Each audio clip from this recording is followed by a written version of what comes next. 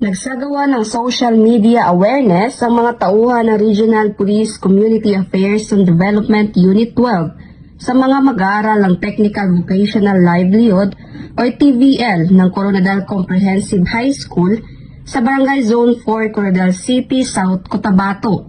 Ito lamang Hulyo taong kasalukuyan.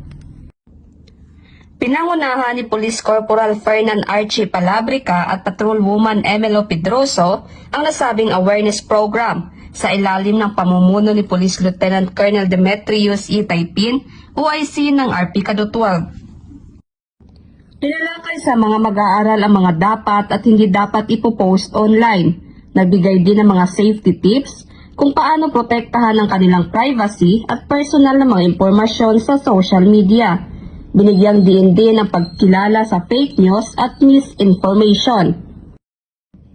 Layunin nito na mas paigtingin ang kaalaman ng mga estudyante sa mga banta gaya ng cyberbullying, online scams at identity theft.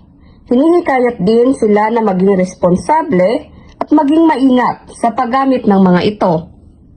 Mula dito sa General Santos City, ako ang inyong PNN correspondent, Patrolwoman Dina Morales, alagad ng batas, tagataguyod ng Balitang Pulis.